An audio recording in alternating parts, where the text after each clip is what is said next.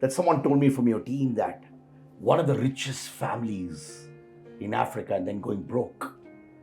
What went wrong? So I'll tell you, at 21, I made my first $1 million. I thought I'm the king of the world. So I told my partner that time, I'm quitting. I'm going to open my own.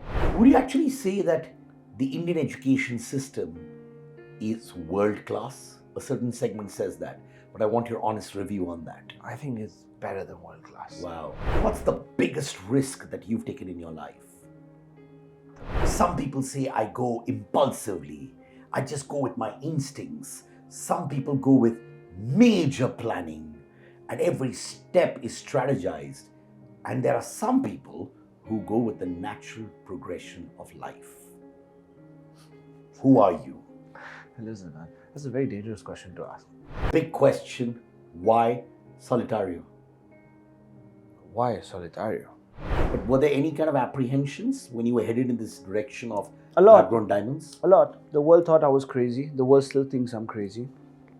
Do you agree when they say there are some kind of impacts of environment and the society with traditional diamond mining? Listen. So my aim is to bring a global brand which is fine Indian jewelry. Made in India, proud to be made in India, made by best artisans, and yeah, that's the focus I have. You can copy everything I do, but you can't enter my brain. You can't be me. You can't be me. Have you ever been mentally broken down? Yes, a lot of times. And I lost all my money as soon as my daughter was born. So I just got married. Oh I just gosh, spent $500,000 on my wedding. Got married in the best place in the island. And I saw my business crashing down. And it was tough. It was tough to see my properties being given back to the bank. Seeing my cars go away. That's tough, man. Yeah.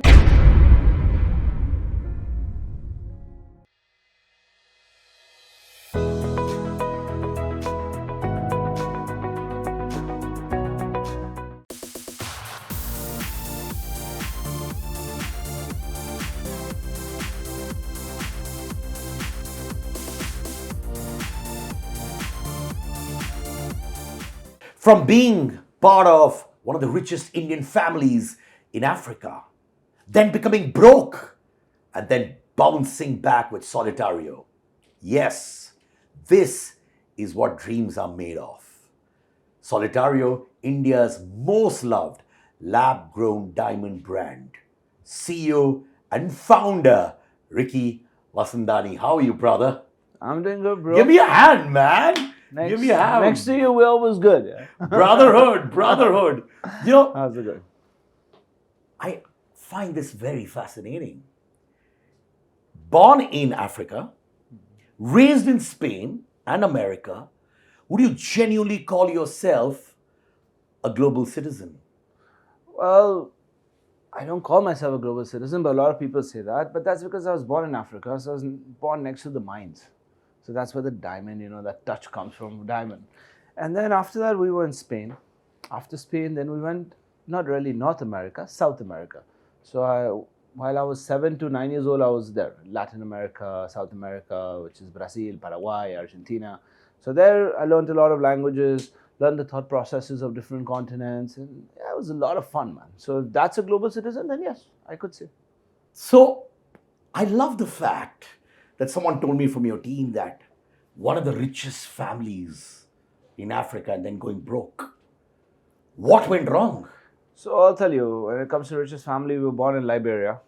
That was Northeast Africa, I think, I'm not mistaken, Monrovia. So my family comes from the company Indiano Sai. And a coup took place between the Americans, and they took control over Africa, basically, and we had to leave to Spain. So then over there is where all the firing starts, everything starts, your warehouses go. So we went to textile. My grandfather was into textile. Our company was already inspired by a Spanish name. His name was Indiano Sai. So yeah, that's how you leave a country. That's the instability that you had in the 80s. And it's a famous coup that took place in Monrovia. Then we went to Spain. In Spain, we established, business was good.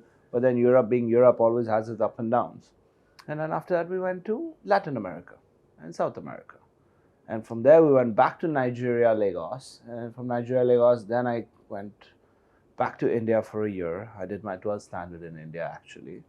And then after that, I went for university to Spain. I did 1 year of university. I had one question for my professor, couldn't answer me, so I decided to leave. Which question was that? Listen, man, it's all about managing money. When you sit in those MBA classes and you take those courses, it's all about this is how you manage this is how you micromanage this is how you structure this. My main question was like, where do I get that $1 from? Because I don't believe in the stories where people say, from 50 rupees, I made 50 crores. You need a backing, you need a godfather, you need a bank, you need money makes money for me, and that will never change in my head. So I went out on my journey to make money. Now, how do we Sindhis start making money? Is only one thing we know how to do, sell. So I started behind the counter. I tied up with one of the biggest Spanish groups in that time, the Grupo Juan Padron, trained with him, learned from him, understood with him one fact in life. No matter whether you're doing it right or wrong, do something. Don't stop doing something. Don't be a duck. Do something. You know, it's wrong, no problem. So that's been the philosophy which I've been trained in from a young age. And then as a youngster, we all party, we all like to enjoy our nights. One more thing I learned from him was that no matter you get home at 7 in the morning also, you go under a cold shower, 8 o'clock, be on the floor. Timing, very important. Party how much ever you want, no problem. But just make sure that you're on time for work. And enjoy your work. You have to enjoy it. If you don't enjoy it, there's no point of doing nothing. And then, yeah, you always have these kind of people who prefer working, getting 30 days off in a year, getting their vacation, getting a confirmed paycheck. I can't work for someone not because of the ego or anything. I have no problem. My team tells me what to do today also, and I listen to them. It's about the way they thought process you into thinking. You can't change my mind. I have a mind. I want to go for it. I'm going to do it. So you asked a question to the professor. He obviously couldn't answer it. So you left the college. I left it. I left that same day. Then what happened? When I left it, well, then I was sitting and thinking. I was on the streets. I had a sandwich. I said, what have I done? How am I going to go back home? How am I going to go tell my mom who loves education? I mean, she wanted me to study. I got a scholarship because of India. When I gave my entrance exam in Spain, I got a scholarship in the Spain University along with ending up in Bristol. That was MBA at that point in time. And I left everything, and yeah, obviously, so I was thinking, what am I going to say? But then when I went back home, my parents being my parents, they're very chilled out. They've always told me, do whatever you want, do whatever you believe in. If you ever get stuck, you come to us. If you don't get stuck, it's fine. And then I went to where my dad was a partner. That's where I started selling over the counter. I went to his boss, you can say, and told him I want to sell. So he said, okay, come and sell. And I broke all the records. I sold about 4,000 euro worth of perfumes in 10 hours. They never sold like that over there. Pretty excited from there, ended up buying 30% of the company in 2 years. So yeah, that's the way I kind of roll. I always start with partners. That's why I come back to the same thing of the beginning. Money makes money. You need a godfather, you need a backup, you need a product, you need suppliers, you need something. You can't just go out there and say, I'm going to make money out of thin air. It doesn't work. Okay, so that eventually made you to being who you are. But where was the broke part of the story? So I'll tell you what happened. At 21, I made my first $1 million. I thought I'm the king of the world. So I told my partner that time, I'm quitting. I'm going to open my own. So I went and opened the brand as Go Sport Time. Whole world told me, don't run. But I wanted to run. You know what it is? When you have your first million, you think you're a billionaire. And then I opened 1 shop, 2 shops, 3 shops, 4 shops. I opened up to 8 shops. So the first 3 were doing very well because it was in my control. After that, I started going to different islands, started opening up. And then I realized that logistically, physically, gestionar, you use in Spanish, which is called management of your business, it gets very difficult. So then I saw it crumbling down. So before I could actually go completely and have debts, because the main thing in our industry is zaman. When you give someone a payment or when you get supply help or whatever it is, you have to keep up to it. So it crumbling down, so I sold out. One thing for me is I know how to walk away. Walk away before you're completely destroyed is better than walking away after they smashed you like a cockroach. So I walked away, sold out the business, and then I always had this hidden thing for food. And my wife is from Barcelona, so went to mainland. So I shifted to Barcelona, and we started with Indian restaurants. So over there also, I remember the first place I went to take, I had 10,000 euros in my account after paying off everybody. And the place I wanted to rent itself, the rent was 5,000 a month. So I had to come up with a 6 months deposit. So again, luckily got to meet an old man. You know, these old men, you can always convince them somehow or the other. So I told him, listen, I'm going to pay you a deposit, but you're going to give me 6 months to pay 6 months deposit. And the guy agreed. The restaurant was fully furnished and done up. Opened, started the Bollywood culture, had Bollywood dances in the restaurant, had that whole setup going on. And first restaurant super successful. The first day itself filled it up with 200 people. Started selling Indian curries, learned how to make my naans, my biryanis, understood the business. See, for me, understanding the product is the main thing. If you don't know the product, there's no point of you getting into the business. So I went into kitchen, trained, learned how to cut onions with your eyes shut. Don't cry when you're cutting the onions. Like small detailing. That's what makes you. And then restaurant business is one thing. You should be able to fire a chef on the spot whenever you want. If you don't have that control, don't get into restaurant business, according to me. I mean, I'm not saying this is generic for everybody, but according to me, whatever you do, you need to know what you're doing. Started with that, then again started my expansion. I opened for 1 restaurant, 2 restaurants, 3 restaurants, I reached up to 14 restaurants. Then again, the whole thing came of no time. I had a kid by then, Sophia was born, and I used to go to work at 8 in the morning. What they say, restaurant starts late, nothing starts late. You need to go to the market at 8 o'clock to buy your fruit, vegetables, chicken and everything and get it sorted for your restaurant. By the time you come back at night, it's 2 in the morning, because there'll always be those clients who want that one last round of drinks which will never end. I realized I didn't have much time over there. And plus, the rent started going very high in Spain. Chefs started asking for more salaries. It just wasn't worth the time. So I sold it out. The Chinese were coming into Spain at that point of time, and they were paying good key money. In Spain, you get key money for restaurants. That means if you spend $150,000 to make it, they'll probably pay you $200,000 and tell you, okay, I'll buy your restaurant. So sold it out, cleared everything, and then I came to India with $500. Last time I had 10,000, this time I had $500. But yeah, and that's how it's been the journey, man. It's all about expansion, growth, sustaining the growth, and making it profitable. The fact that you studied in 8 schools across 4 continents, that means you've experienced different kinds of education. Correct. Which education really suited to making you who you are? So I'll tell you, the best education which I felt I got was in Lagos, Nigeria. I was studying in the Indian language school. So I studied the CBSE board. I did my 10th board in CBSE, and I did my 12th was A-levels in Pune itself. I came for a year at that time when my parents shifted from Africa to Spain back. I think the Indian system prepares you. I think the Indian system has a lot of equality in the school. So when I studied in an American school in Brazil and Paraguay, it was more about what you wear, what car you come in, what your parents do. And in the Indian school, I realized it's more about you, who you are, what you want to do, what you want to strive. At that point of time, I don't know now, maybe Indian schools have changed, but at that point of time, I found it very equal compared to other schools that I've been in. You know, that whole privatization of schools, and especially in Spain also, I studied in Canterbury, which was a British school. I mean, my polo t-shirt to school used to be a Lacoste. At that time, Lacoste was like Lacoste. Boss, my dad wears Lacoste top to bottom even now. Correct. So that was my school uniform at that time. And Indian language school was traditional, normal tailored white shirt with your tie. So I just found that very equal. And just feeling equal with people is what actually gives you that confidence to go out in the world and fight it out. See, today we look at all the youngsters, the major problem they have is they don't feel equal. So either some are very arrogant, either some are very down. There's no equality. Until there's no equality in the mindset of people, nobody's really going to strive, and nobody's really going to even try and help another person. And that I feel is what's happening today. Would you actually say that the Indian education system is world class? A certain segment says that, but I want your honest review on that. I think it's better than world class. Wow. It prepares you well.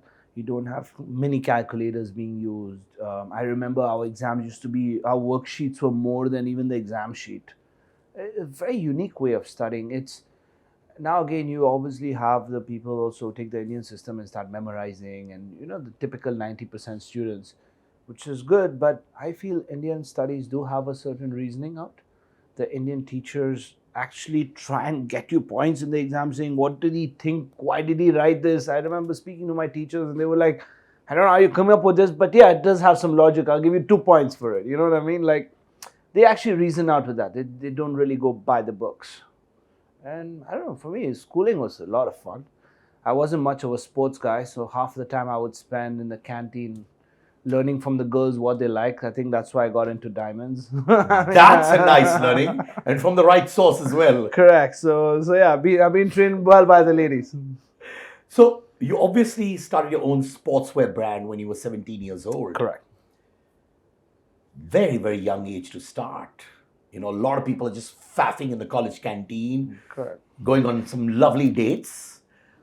What were the challenges you faced, especially at a young age of 17?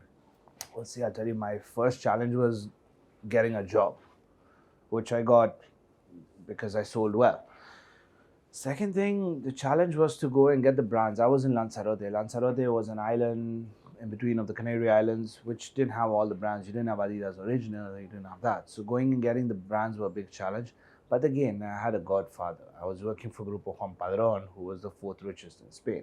So I come back to money makes money. If you have that power, you can go and buy whatever you want. The challenges I faced was learning the trade because I wasn't a sports person myself.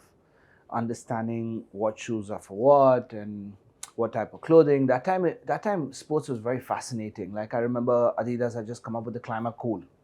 Nobody had really gone for it because there were these t-shirts all perforated with holes. Today it's become common. Everybody's looking for that. But at that time, the technology that was coming into clothing was very different. So me being me, I love risk. Like when I got into lab grown also, nobody wanted lab grown. It was just a ghost. So same thing when I got into Adidas Original, I remember that was the first time Adidas Original signed up with Stella McCartney. Nobody even knew who was Stella McCartney in the island. Let's put it that way. I remember Pharrell Williams also had come up with a line with Adidas. Reebok had just taken out their first shoes, which were called Easy Tone. So the shoes had these like bubbles on it, and you would be tonifying while you're walking. You would be shifting. You know, like how to put it. You know those inflatable clowns we used to get that you whack and they come back? Yeah. So it was some kind of shoes that you'd be unbalanced. So that was Easy Tone, and that was a new tech that came out that time. So yeah, I really went for all these technology shoes, got it into the market, explained it to people. People loved it, made good money. And then I opened my own, which is It's Go Sport Tech. You use the word risk. And I know all achievers use this word very often, risk. Some even say that if you can't risk it, don't get into it. Correct. Just lead a life where you go to a 9 to 5 job, get done with it, absolutely. come back home, watch TV, eat food, and sleep. Not to say that's wrong, to each zone. What's the biggest risk that you've taken in your life? The biggest risk I've taken in my life. I've taken too many, एक तो बताओ. Actually, दो भी बता दो since you've taken so many. I'll tell you, the biggest risk I took was being partner with one of the biggest company and go on my own and fight it. That was in Spain. Second risk I took, these are at the initial stage.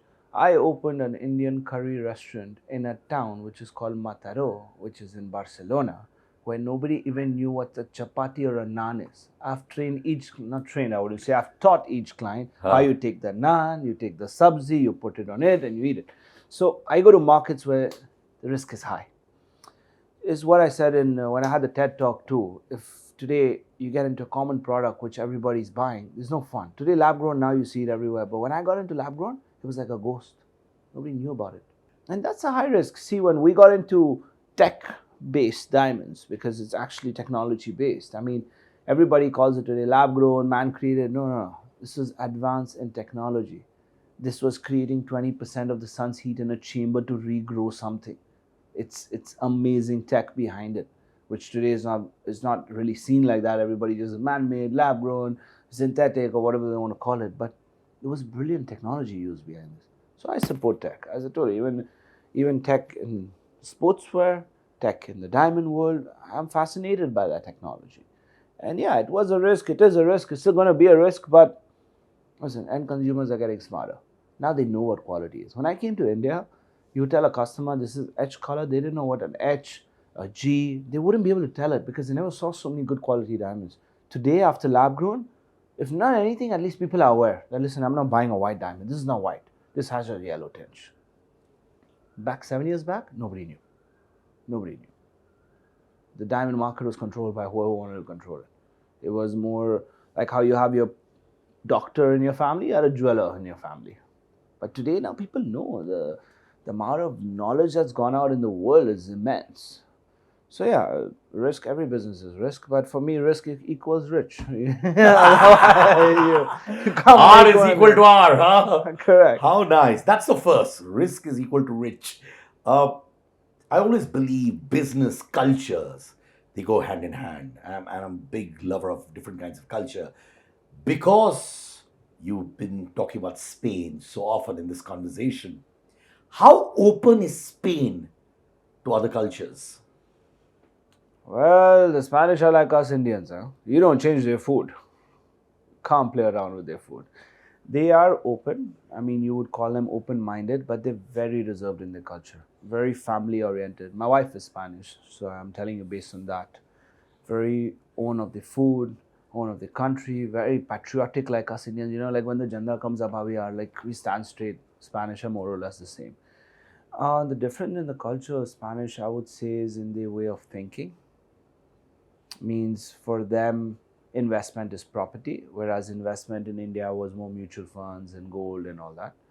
But Spanish, and especially if you come to the Catalan area where the biggest business people are, like today you look at Circa Barcelona. Circa Barcelona is the biggest casino gaming in the whole world, one of the biggest companies, and that's a big risk.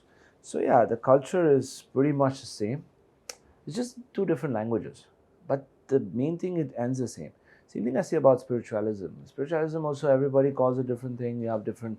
You have the Bible, you have the Bhagavad Gita, you have the Quran, but everything actually just comes back to the same thing.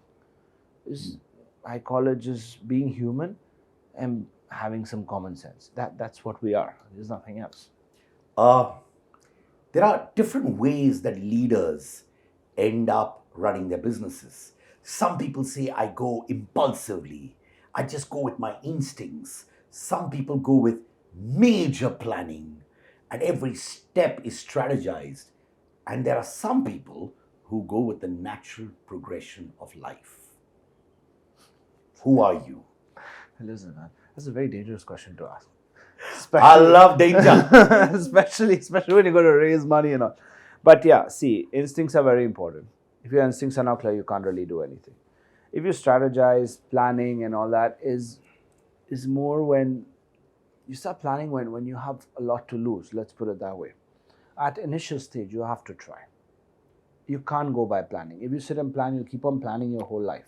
It's like how people plan from age 20 to 30, I'm going to do this, 30 to 40, I'm going to do this. You have to make mistakes, and you have to make lots of mistakes, because the more mistakes you do, the more firm you're going to be at the age of 50, 60. So I do believe in intuition.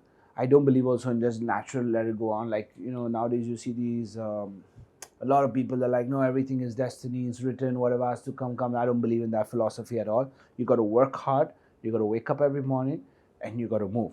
Like in spiritualism, it's said that the wind is going to move the leaf, but in how's the leaf going to move, it's up to him. It's how tight the leaf is to the tree, right? So you are going to have a destiny.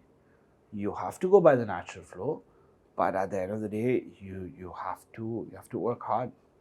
It's also instinctive, but you have to work towards that instinct. And instinct is developed. See, I'll tell you one really cool scenario. I was in Spain with Juan Padron, who I told you was my first mentor.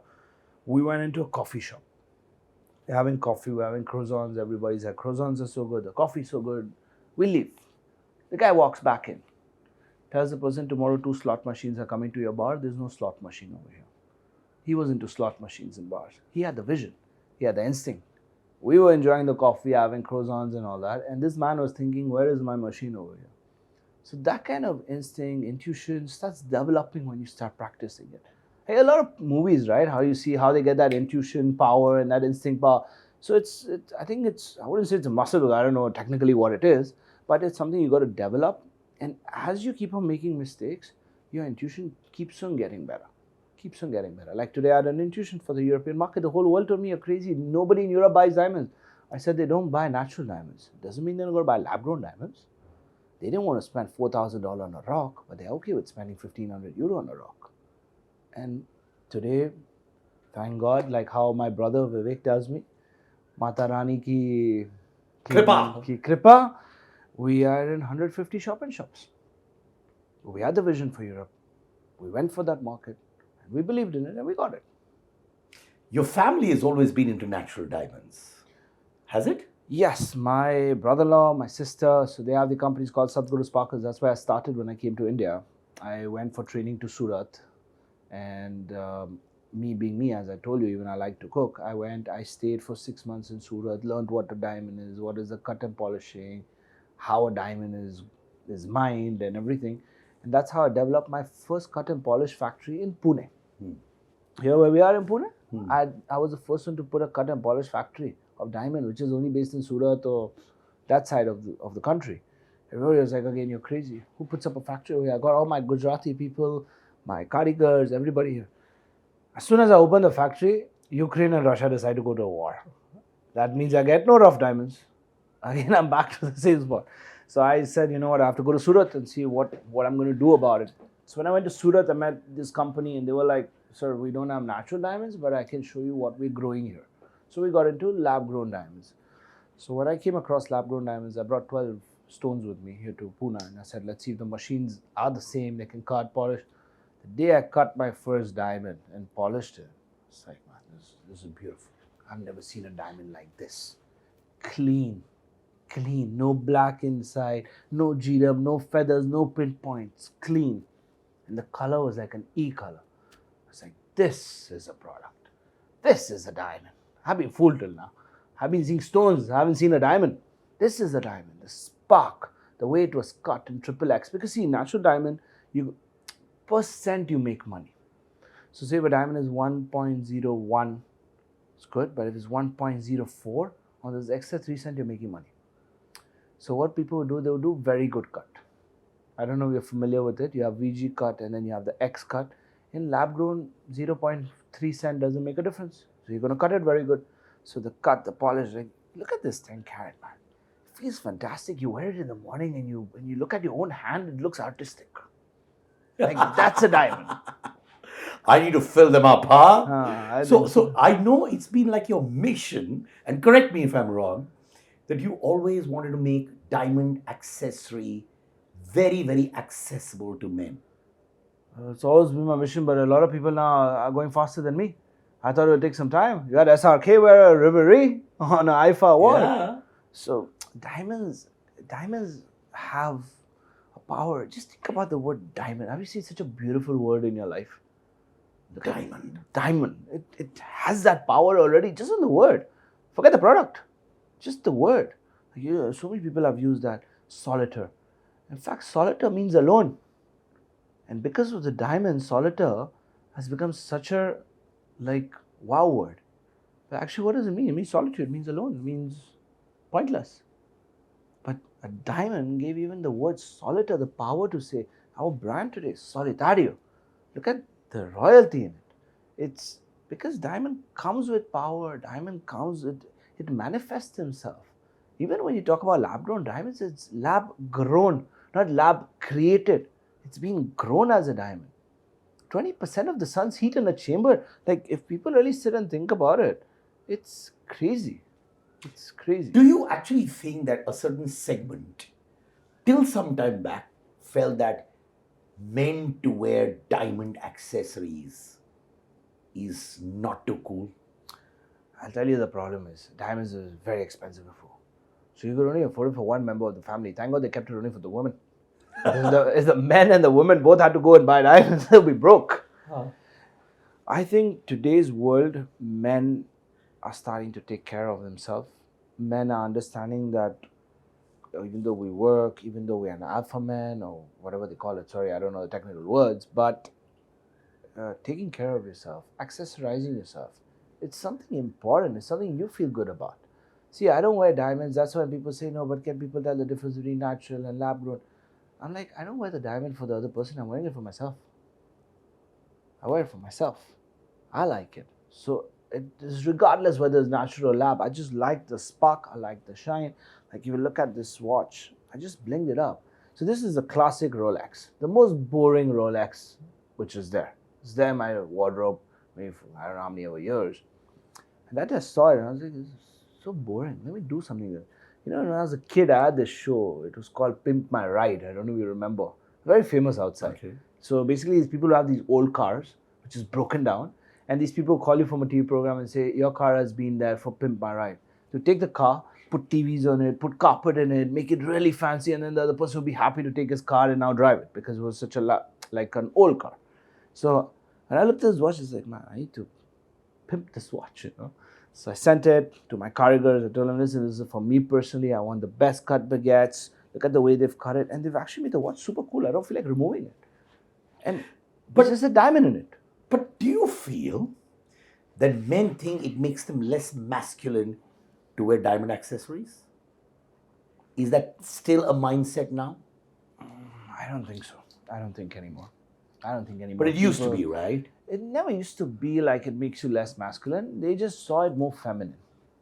It wasn't about, and plus, men before were, thought processes were different. Today, thought processes are different. Look at clinic men. When clinic men wanted to take out makeup, the first time they actually took out cosmetic products, they couldn't sell it, right?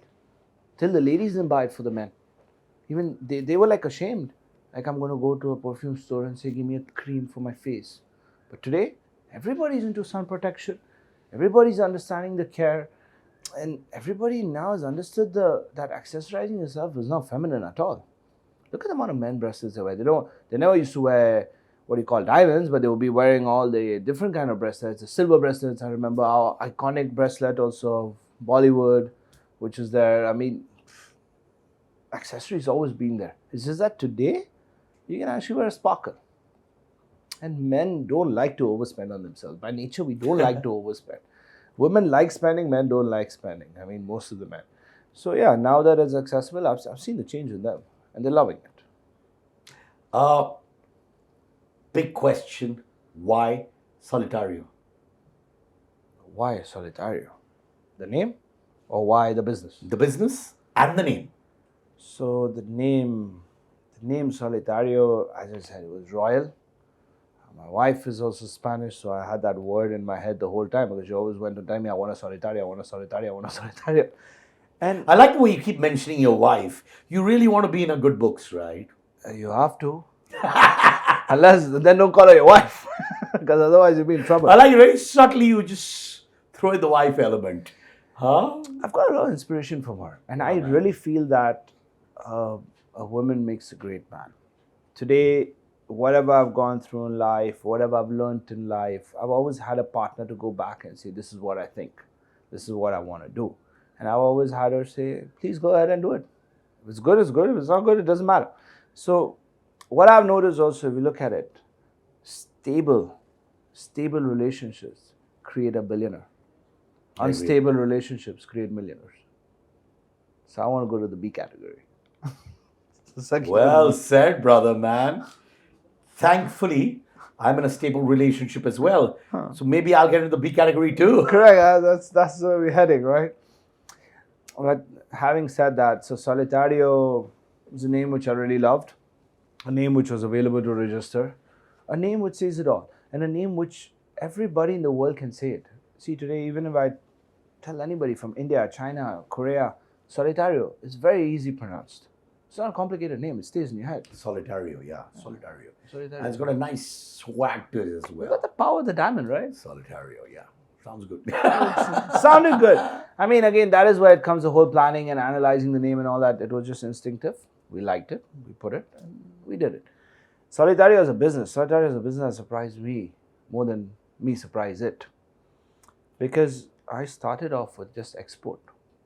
I didn't want to do anything else. I was cutting and polishing diamonds in Pune and exporting it to the US and exporting it to Latin America. Very happy. Then one day my CA comes in and he's like, no, I love your product. The CA, first time he bought lab grown, he was like, I never buy diamonds, but I love these diamonds. I'm going to buy it. And he bought about 10 lakh rupees and he was like, you have to get a shop. Come with me. Come with me. I was like, where are we going? He's like, we're going to Pavilion Mall. I said, Pavilion Mall, Pune. He's like, yeah, let's go. I know the owners and all that. We'll get a space. We went, I opened my first Solitario Diamonds kiosk, not even a store. Because there was no store available. So the guy said, okay, I'll make a store for you. Sold 1.2 CR in 30 days. My God. I was like, this is crazy. Then I went to Phoenix. That's where I met my core team.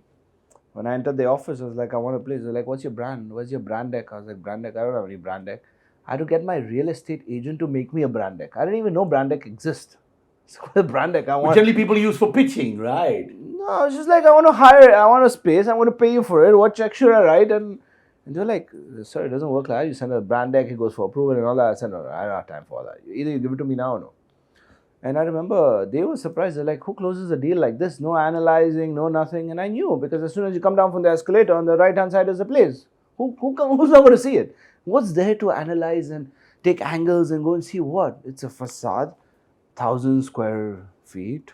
Your facade is big, your escalator is coming down, Starbucks is right on top of you. There's nothing to analyze.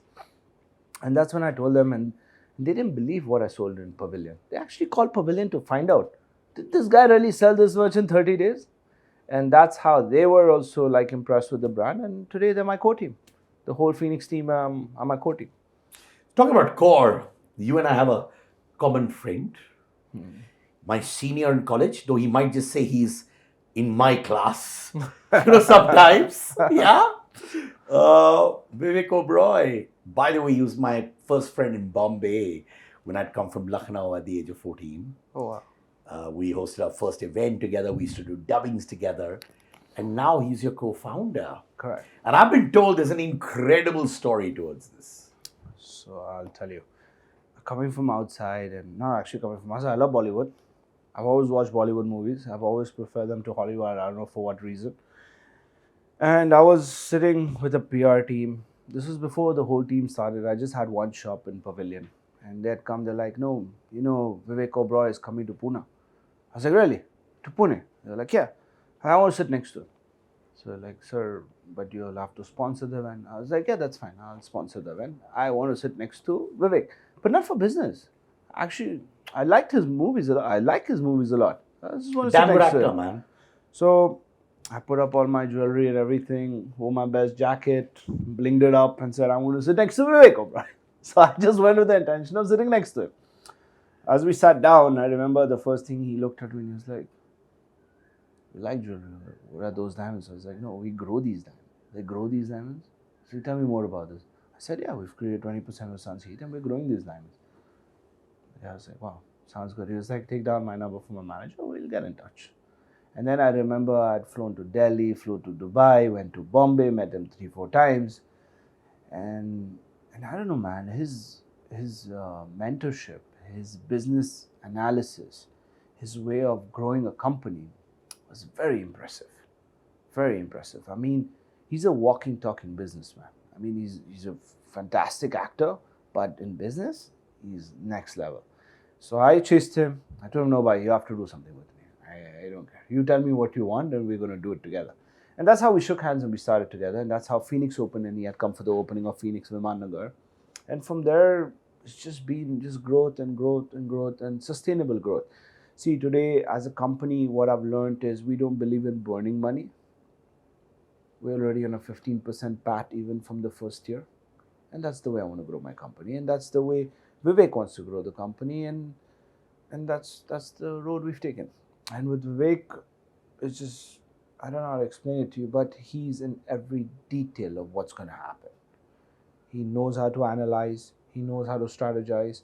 He has awesome networking people. He has an awesome connect with everyone. I mean, we got on the Burj Khalifa to promote our brand, 1.5-year-old brand coming from a Pavilion store in Pune. We got access to Emaar. So it's just been a journey where, I don't know, we'll have to sit for hours and speak about it. But I have to say this. I love that man's journey here. People used to just look at him as an actor.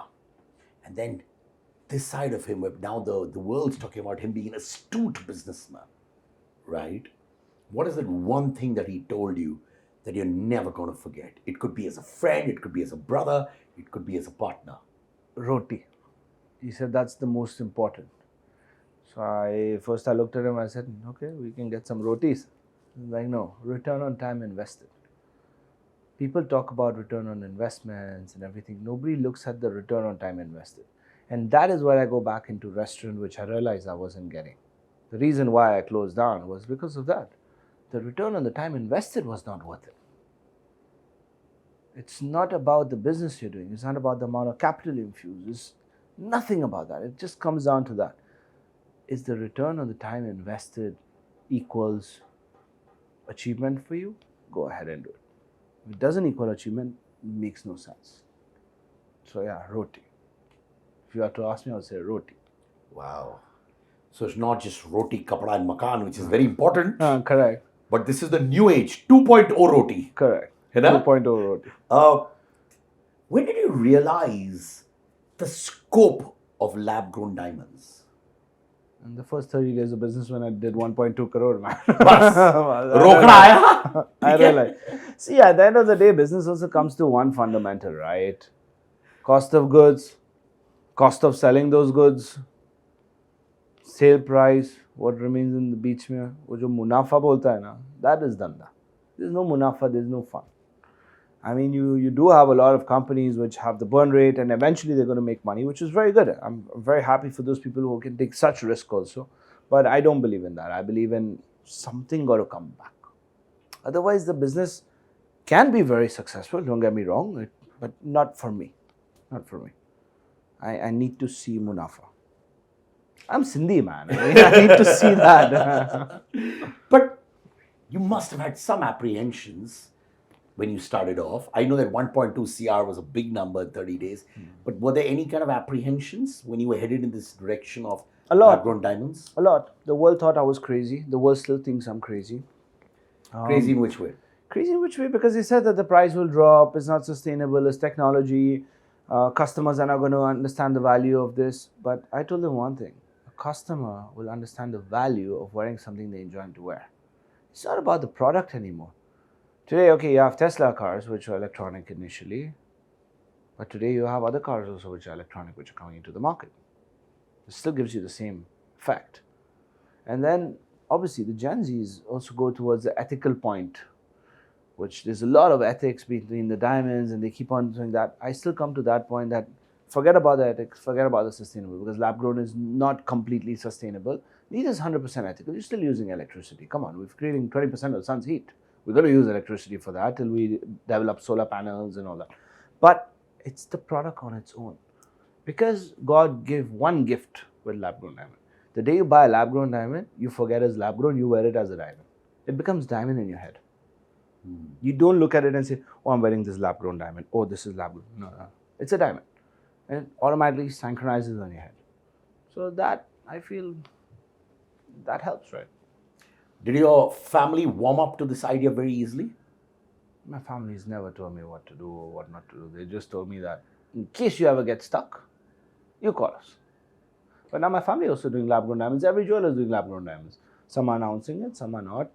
Lab-grown diamonds has just become a category more in the jewelry sector. That's the only thing that's happened in these years. And it's going to exist. It's going to coexist with natural diamonds. People who want bigger rocks and don't want to empty their bank and damage their bank account, they're going to buy it. People who are willing to damage their bank account or are taking $1 million a day, they'll buy the natural diamonds, which is perfectly fine. There's so many people in the world, so many choices in the world. I mean, today if we look at it, we have so many colors also in the world because of that, varieties and colors, right? Do you agree when they say there are some kind of impacts of environment and the society with traditional diamond mining? Listen, there was. But today in the world, everything is watched. Look at your social media, look at everything. I mean, people don't get away with murder anymore. Like the mine in Australia, I think 2-3 years back had a problem because of the pink diamonds. The mine is shut. Today you have Kimberley piping, which is helping. Obviously, you're still destroying the world because you have to destroy the earth and get the Kimberley pipes in.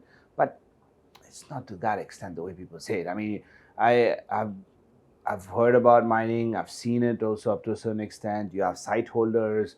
It is pretty much in control between what they can do. It's not that bad. It's not that bad. Where do you see yourself headed?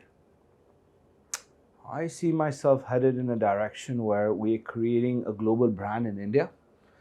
It's what I always said. When I came to India, all I saw on boards were fine Italian jewelry, and I would think, why is it fine Italian jewelry when it's made in India? It's our Indian Desi Karigars are making this jewelry, they're putting fine Italian jewelry. So my aim is to bring a global brand which is fine Indian jewelry. made in India, proud to be made in India, made by best artisans, and yeah, that's the focus I have. And we should one day be globally.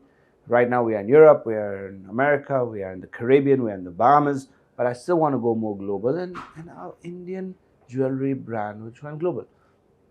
That's my aim. Yeah, yeah, I believe in the India story, man. In fact, whenever anyone talks about India and what India has to them, not only from a business point of view, but from the soul point of view, Correct. I get very emotional, man. You're I right. came back to the country for that, right? Yeah. I mean, I did 14, 15-year business outside the country, and now I've come back for that. And I think we're achieving it. We're achieving it nice. I mean, today I look at my pre-IPO investors. One of my investors is a very Indian brand, Vico.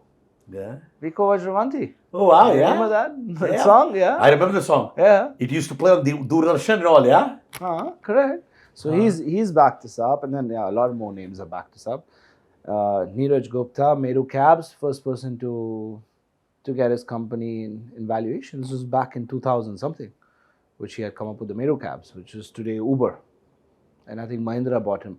So what I'm trying to say is we've had a lot of good Indian investors. We have an Indian product. We've already got it global. We're already in Dubai. We are getting ready for a pre-IPO, and yeah, just very exciting journey, man. But I don't want to. I'm enjoying the journey. I don't want to reach destination yet. Like the journey is a fun, The process. and I'm just thinking if the journey is so much of fun, what will be the destination like? See, normally when we fly, the journey is fun, but then we want to reach to the place we're going, right, and say this is where we are, and that's where the most fun comes. But if the journey itself is so much fun, let's see what comes. I believe it's the process. It's what you go through that keeps the excitement going, yeah. When you reach the final destination, then you think, "Arey yaar, maybe I should get back to the process again." Correct, Huh? correct. You know? But what kind of people do you find who are gravitating towards lab grown diamonds? I would say everybody wants to wear a big rock. It's just that maybe they don't have it very clear yet. So they don't know whether to go natural, whether to go lab. And then there's a lot of information in the market, right? You go to your natural jeweler, they're like, no, don't buy lab grown. It's not worth it. It's this investment, that investment. But listen, at Solitario, you come, you buy. And if ever you're confused with your purchase, you take your 90% cash back and you go like any other jewelry. So we've kept it very simple for people. Do I see people from natural converting into lab grown? 100%. Do I see the sector growing to a skyrocket? 100%. Is lab grown, like a lot of people ask me, is it a fad or is it here to stay? Of course it's here to stay because it's undistinguishable. If you can't distinguish between two items, how is it going to have the value? A lot of people say, no, but then you have the original Rolex and then the replica Rolex. This is not a replica. A replica is when you've copied something. This is not copied. This is the same essence. It's like saying Rolex today took out a gold watch and Rolex took out a stainless steel watch. The gold was mine, the stainless steel was grown, but both are Rolexes. You get my point? It's the same thing. The chemical composition is the same, optically is the same. It is the same. What percentage of people do you think can actually distinguish between lab grown diamonds and natural diamonds? Well, now you have these smarties who come and say, I can tell the difference. I don't think they can. You find those need a smarties machine. everywhere, believe Yeah, you me. huh? Yeah, so you have machines to tell you the difference. Machines have got cheaper. Before, a machine maybe would cost you $10,000, so it's costing you $3,000, $2,000. But again, as I say, I wear the diamond for myself, not for what the world is going to say. If you're a person who's wearing something for the world, then you're very confused. Get your head clear first. Wear what you want for yourself. It's status comes with who you are, power comes with what you are, and everything else fades away. So if you're trying to create status by wearing a natural diamond, I think it's just senseless. What would you call people who actually call diamonds as American diamonds? Well, listen, man, they've been trained that way. They've been calling them American diamonds, and American diamonds were the diamonds maybe that came from America. I don't know what it was, but yeah, it's actually cubic zirconia. But cubic zirconia and a lab-grown diamond is completely different. It's like saying a IVF baby is equal to a doll. No. A doll is a doll. It's plastic. An IVF baby has life and it's going to grow and it's going to grow and that's what lab-grown diamonds are. I mean, I don't want to compare it emotionally to a child. Obviously, it has nothing to do, but the process of growing it is the same. You've obviously you've made it one of India's most loved lab grown diamond brands. But there are a lot of people following suit, right? Competition होता है जैसे बॉलीवुड में होता है ना एक picture action में hit हो गई तो 50 एक्शन फिल्म्स निकल आए Correct. one romantic films 50 romantic films. What are you going to do to reinvent yourself, understanding when they see your successful formula they're going to be following suit if not already? Yeah, I know. I already have a lot of brands with the same color. Yeah. Yeah, a lot of them. A lot of them have gone to my interior designing also, and they've got the same designs. But listen, you can copy everything I do, but you can't enter my brain. You can't be me. You can't be me. I mean, I'm trying to be modest about it, but It's okay. but by the time they get here, we're here because the originality of the idea comes from us, right? From my team, from the people working with me. So they'll keep on catching up. See, people who copy just have to catch up. But people who are running the race and not looking at the second, the chances of winning are a lot more. So I'm not afraid of competition. I personally think we are the best in craftsmanship. I think I have the best finishing. I think I have the risk capability. Speaking clearly, it's not easy to do what we're doing. Clearly so. So I'm not afraid of competition at all. But what's going to be your major challenge or biggest challenge to grow your business in India? Well, the only challenge I'm facing right now is I don't get enough space in the shopping centers. So when I go to rent out a place, they don't have space for me. That's my only challenge. If today all the shopping centers came and said, "Here, I want a shop," I mean, organically, I have a list of 47 franchise people organically who want to open a Solitario shop. People go to Franchise India. People are doing ads paid in Instagram. People are trying to generate leads for franchise all over. Look at any brand today. They have these, animated franchise, shop building. I haven't done even one publicity like that. And I have a whole list of people who I can't give shops because I'm not getting rent space. So that itself is being ahead of the game, right? Today, I haven't even gone online yet. Today, people who are giving the numbers and competing, they've already gone online, offline. I've only gone offline. And I've only gone to 18 points of sale in India. It's nothing. So there's a long journey. What makes Solitario Solitario is the finishing, the craftsmanship, the designs, and making jewelry. Today's world, they don't make jewelry anymore. There's no gallery finishing at the back of the ring. They're trying to make it in 1 gram gold. The 4 prongs are not even aligned. They're just fitting big diamonds everywhere. You go and see all these lab-grown stores or a lot of stores. They're just pushing the diamonds in. Where's the craftsmanship? Look at this ring. Look at this. Personalized with RV. Rose gold. Stainless steel look on an 18-karat gold ring. People are not doing this. And yeah, I'm sure after this video, 2-3 people will make it, but that's fine. But they can't get into your brain, brother. That's what I say. For me, competition, I don't believe it because I've never had competition. I never look at the second guy because I'm running my race, and whoever comes, yeah, you can join along. Yeah, it says a lot of people who achieve a lot, they just look straight. They don't know what's happening left, right. It's called the bullseye look. Correct. And that's been my strategy throughout my life, and it will be throughout my life. I might not win as many other people, may even be bigger than me. But I'm content, I'm happy, and as I told you, I'm enjoying the journey. So I don't know what they're doing, but for me, every day is fun. It's a lot of fun. So I don't get bored. Nigeria, UAE, and Spain are supposedly the best sellers of Solitario. Am I right? India. Is India at par with them? India's at par with them. Yeah. India is, I think, Solitario, when it comes to what they call it right now, EBOs, exclusive boutique outlets, it's India, and whatever we're doing outside is shop and shop. So it's a big difference. In India, the growth is immense. You're opening your own luxury Solitario shops, whereas over there, you're partnering with other brands and opening your brand. So India, for me, is the biggest market. Indian consumers, for me, are the best consumers. They don't really look at price tags if they like something. They buy.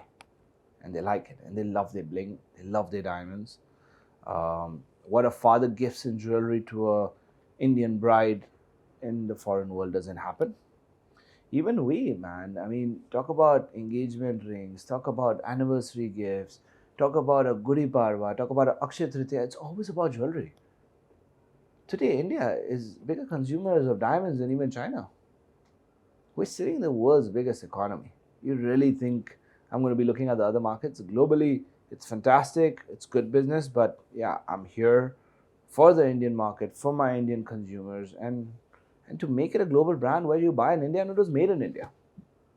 Are you planning to go for IPO soon?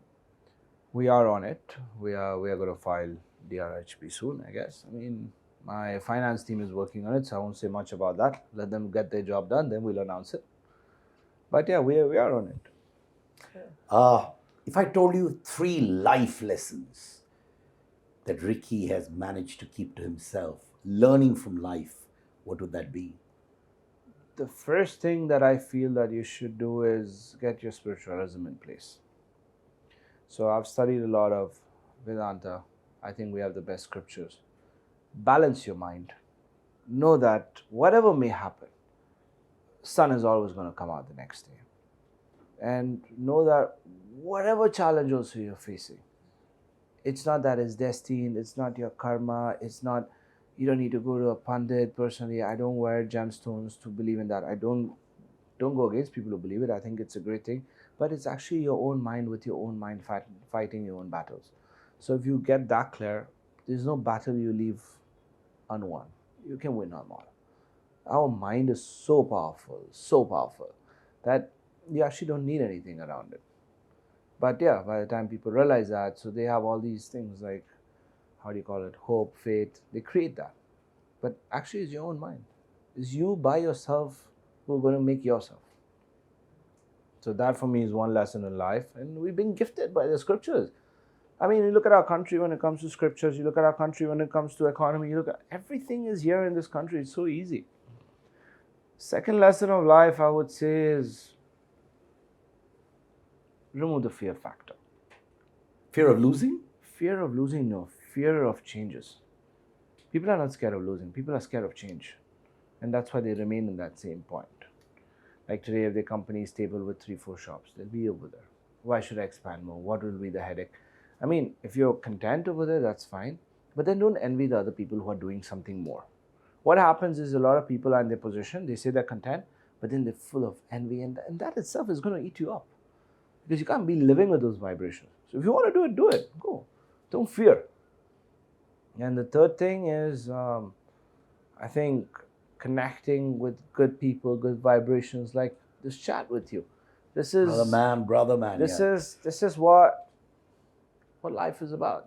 I mean, the more people you connect with, the better vibes you get. The more better vibes you pass in the universe, the better vibes you're going to receive, the better you're going to feel. And yeah, take care of your health. It's very important. I wouldn't say that you need to go exercise and this and that. I'll just say mental health is very important. And mental health comes when you break all your fears. Tell me very, very honestly, and you have been honest to me, so I respect that, brother man, but have you ever been mentally broken down? Yes, a lot of times. Can you tell me when exactly and how did you kind of get yourself to be mentally strong? Did you seek therapy? Did you talk to friends or just internalized it and realized that I can come out of this on my own? So see, me by myself is what I tell you, is if you have the power to communicate with your own mind and win over your mind, you don't need anybody else's advices and all that. But again, people have a weaker mind. Speaking to your friends, speaking to your family, there's nothing wrong with it. Even therapy, if it works for you, it's good. But for me to build myself, I need me time. I can't build myself at the ideas of someone else. That's why I said I'm not a good candidate to get a job. That's why when my whole university went for a job to Banca March, everybody got approved except me. I was rejected. I don't know why, but yeah, I was rejected. So you by yourself can build up yourself. Life does come tough on you sometimes, and sometimes you just think that, why me? Well, listen, it is you. When was your why me moment? Why me moment? Yeah, when I just blew up $1 million thinking that I can make the business of my life. And it's tough. I mean, I lost all my money as soon as my daughter was born. So I just got married. Oh I just gosh, yeah. spent $500,000 on my wedding. Got married in the best place in the island, and I saw my business crashing down. And it was tough. It was tough to see my properties being given back to the bank, seeing my cars go That's away. tough, man. Yeah, but it's fine. See, I came to India. My first car was a Maruti 800. Yeah. Yeah, Maruti 800. I remember 1 lakh rupee car. And I started with that. I still remember I used to go to client houses and he'd be like, "Is that your car?" And I would tell him, "You know what? It's a safe car. Nobody tries to rob me, so I can bring all the jewelry with me." And that's the way you define your situations. I remember I had stood in, my first sale point in India was at Malacca Spice. I went with the trolley with diamonds to sell. So while people were having dinner, they were seeing the diamonds. And that's the way you start. And yeah, you get mentally broken when you go back and you're like, why am I starting again? Where was I? But yeah, if you're going to live in the past, then you're going to be screwed. You're going to be in a problem. You can't live in the past. You got to live in the present. And no matter what it is, you yourself can break yourself. You yourself can make yourself. And if you really want to be big and you really want to make it big, you're going to take risk and you're going to fail. I don't know if I'm going to fail. Maybe I fail more times. I don't know. I'm not saying today Solitario is on a success path. I don't know what's going to happen. All I know is that I'm going to put in my 100%. All I know is that my investors do trust me. They've already got the returns in the past years and they know they're going to get it. And if anything goes south, I'll be the first one to tell them, listen, we're heading down. What do you want to do? A pilot also, when he's flying a plane, before the crash, he's going to tell you we're going to crash. They never keep it a secret. You're not going to have a crash by surprise. They'll announce it. So whatever it is, you just got to fight it out. I know you're a big Bollywood buff, but what do you do to unwind, to chill, and just get away from the madness of your work life? Watch the most low budget films. I love them. Like On which Netflix. ones, yeah, man? I don't know which one is low budget. For me, all are high budget because I find them expensive. But the normal movies that are now promoted a lot on Netflix, especially these Spanish movies, man. Like even the camera angle, very realistic. And I don't know, I just like watching a lot of mind game movies. Like you have your Drishyam or, stuff like that have a twist in the end. See, when you're in a movie, you live the character. I'm going to just brief this out for you fast. Vedanta teaches you what? That today, whatever is happening is a projection of the mind. So your whole life is like a movie, right? You're living the character of the movie. So yeah, for me, watching a movie is living the character. I actually feel I'm that character, at that point in time. So I forget about whatever's happening and I'm enjoying that moment. It's like being in a dream.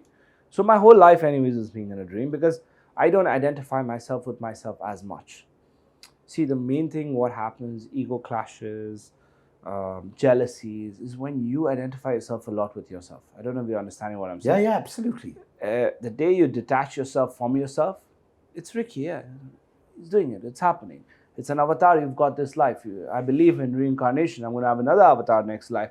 So I'm not that attached to myself. So for me, I live the movie through this physical body that I'm living in, and I enjoy it. But I'm not attached to it as much as some people get attached to their body or attached to their age or fear getting old. I've seen people now fearing getting old. You're going to get old. You can't do anything about it.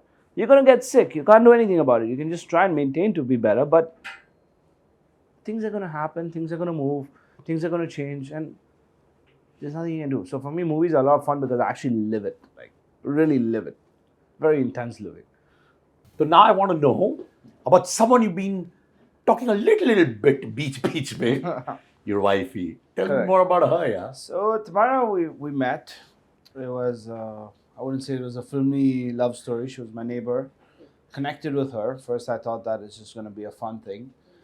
I remember I had a lot of proposals from Sindhi girls and all that happening. Stop showing off.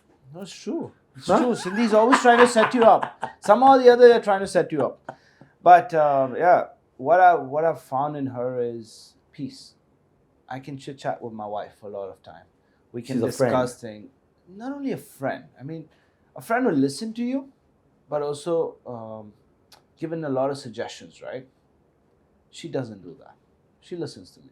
And she's always supported me and everything. I mean, she left Spain, she left her whole family, came to India because I wanted to grow in life and I wanted to come back over here. And she's Spanish and she's adapted so beautifully over here. I mean, the first thing she did was take the car keys and start driving in India. She's like, till I don't end up get independent, I'm not going to be able to live over here.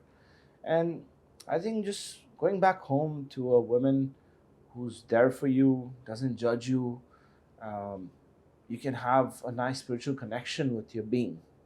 Just makes it grow easy.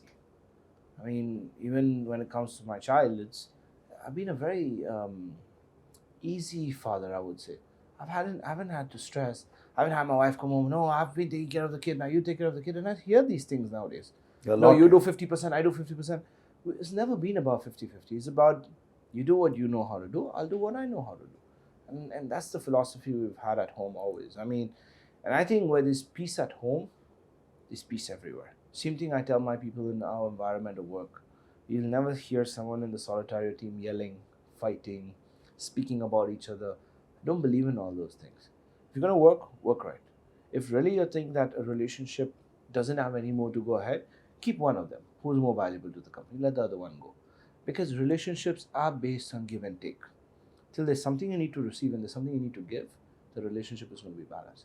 The day there's no give or take, or there's no happiness or unhappy or something happening over there, it's there. It's better not to have it like that. So, legacy, fame, money, and if I haven't added any other thing which you'd like to add, you can, means the most to you. Changing lives. Today, when I look at my people who are hired, maybe on a package of 3 lakhs a year, today they're at 12 lakhs a year. Their life has changed. They're traveling. They're seeing the world. They're understanding how it is to create a brand. People like me who didn't go to university. I hire underdogs. I love that. Train them with me. They learn, I learn, we move ahead. And I think that makes a big difference. Obviously, you have your core team, which is your high-end educated, and you need that. Obviously, I need my CS, I need my CA. I'm not talking about those kind of people. I'm talking about people who are connect day to day in like my right hand, right? My right person to go to. I just see those changing lives just make it really nice, man. You change your family's life, you change people's life, you motivate people. I've had talks with youngsters. I've been at the IMUN and spoke to youngsters, and I not just talking to them, I could see their reaction. They were enjoying the talk. They were understanding that there are challenges in life. They're real challenges in life, which you're gonna face, and it doesn't matter. No matter what, it doesn't matter. And I remember they had asked me, which was the best book you've read? I was like, the Bhagavad Gita. You take the Bhagavad Gita. Any confusion you have, if you can comprehend it and you open it up, you'll get the answer to it. Because life is all about a battle with you and your mind. There's nothing else that you're going to battle on. See, today, even when a situation comes tough, it's your mind telling you, no, it's tough. Who told you it's tough? The person in front of you told you it's tough? No. Nobody told you. It's your own mind telling you, this is going to be tough. And you prepare, sir. Yeah, it's going to be tough. Your mind is exactly like the pilot on that flight, is what I'm telling you. Like when the pilot says, now wear your seatbelts, you're already prepared for a jhatka. Although turbulence will not come, but you're prepared, you're there. So your mind is the same thing. So if you can kind of adapt it, I'm not saying it's easy. It's not maybe everybody's cup of tea. But if you apply 10 to 15% of that and you remind yourself continuously that, listen, this is life, it's a projection, it's my mind, it's my own things coming back to me, my own vibrations coming back to me. Not for me, you're not going to change my life, but at least you change a little bit of your life. Make it smoother. Well, Ricky, I really pray and wish that you keep changing lives because that's what you want, all right? I've understood one thing. Your fundas are very clear. You talk straight up, but you're a man with a soul as well. I know you've got this whole mission to make a difference to our world, not only to your business. Yeah. And thank you, man. Thank you for being you. Thank you. Really, really. And I appreciate every aspect of you opening up so beautifully. धंधा करते businessman होना चाहिए, Of course. पैसे कमाओ, but यहाँ से, But you can't be a businessman without emotion. है ना? I don't think so. I think business and emotion go correlated. That's what they say, ruthless businessman. He's not a businessman. Businessman lives emotions, lives with their employees, enjoys every moment also. That's what life is worth about, right? If there are no emotions, then which are the movies that get hit? The most emotional ones. You see, Kabhi Kushi Kabhi Gum, yeah, that's been one. So emotions is part of human being, and businessman means emotions. Thank you, Ricky Vasanandani, CEO, founder of Solitario. Yes, India's most loved lab grown diamond brand. Thank you so much. And like I Thank you. say, keep changing lives, Ricky. Thank you.